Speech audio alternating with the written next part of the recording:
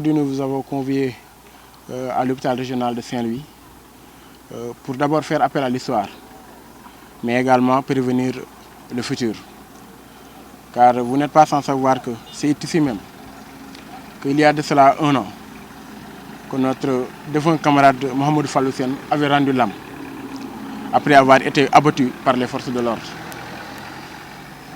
Pour n'avoir que réclamé son dû, sa bourse. Aujourd'hui encore, un autre de nos camarades gît sur un des lits de cet hôpital pour le même motif. 18 étudiants en tout ont été blessés durant nos derniers affrontements avec les Pandores. Il faut dire que l'histoire se répète. Et s'il y a lieu de préciser une chose, c'est que ces étudiants-là ont été volontairement atteints par les tireurs de la gendarmerie qui ne lançaient plus les grenades lacrymogènes pour disperser la foule, mais cibler, viser des étudiants. Ce camarade dont aujourd'hui la décence m'oblige à taire son nom a eu la chance, si je peux l'appeler ainsi, de ne toucher qu'au bras et d'en ressortir avec une fracture.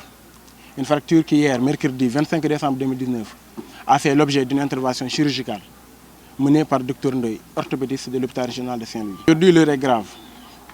Nous sommes indignés devant ce comportement de nos autorités. Au lendemain de ces affrontements, le ministre de l'Enseignement supérieur, de la Recherche et de l'Innovation, Dr Cheikh Oumar Anne, avait fait une sortie et avait assuré que les bourses allaient être payées dans les plus brefs délais. Et depuis lors, une semaine après, rien n'a été fait. Aujourd'hui, nous fustigeons, nous dénonçons avec notre dernière énergie cette léthargie dont fait objet le paiement de nos bourses. Nous fustigeons également ce comportement de nos autorités, cette attitude consistant à chaque fois à attendre que les étudiants fassent office de violence pour diligenter leurs préoccupations, notamment la question de la bourse.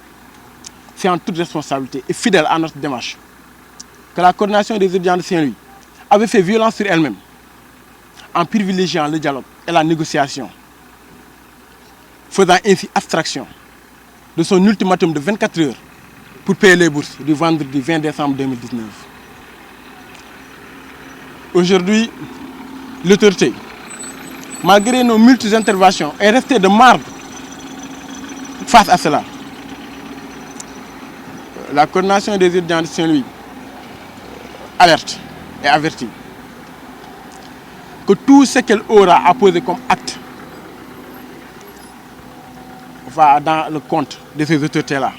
Ces autorités seront entièrement responsables de tout acte que nous aurons à poser, allant dans le sens de rétablir les étudiants dans le droit le plus absolu. Mais également, nous mettons à garde Ecobank pour cette tentative d'arnaque qu'elle est en train d'orchestrer, en refusant de payer ses bourses de retard de l'année 2018-2019, sous prétexte qu'ils ont clôturé depuis le 31 octobre 2019.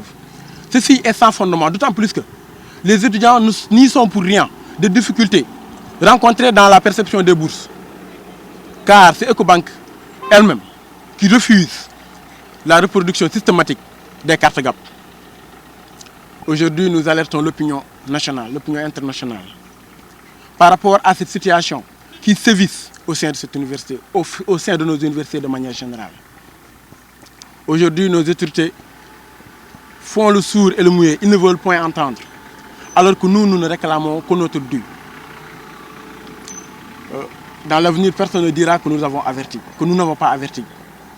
Et nous appelons à plus de respect. Le camarade, comme j'ai dit tout à l'heure, si on peut appeler cela une chance, il a eu à être touché au niveau du bras par des grenades lacrymogènes. Comme j'ai dit tout à l'heure, aujourd'hui, les forces de l'ordre ne lancent plus les lacrymogènes pour disperser la foule. Ils nous ciblent, ils visent directement les étudiants. Il y a 18 étudiants qui ont été atteints. Parmi ces étudiants-là, certains ont eu des fractures, d'autres ont eu des cassures à la tête. Et l'un d'entre eux aujourd'hui gît sur un des lits de cet hôpital. Alors nous appelons ces autorités-là à plus de responsabilité et qu'ils en tout cas s'évertuent à payer les bourses et que nous les disons que l'effectivité des paiements avant le 2 décembre est la condition sine qua non. Seule cette effectivité peut garantir un retour normal dans les classes après les fêtes.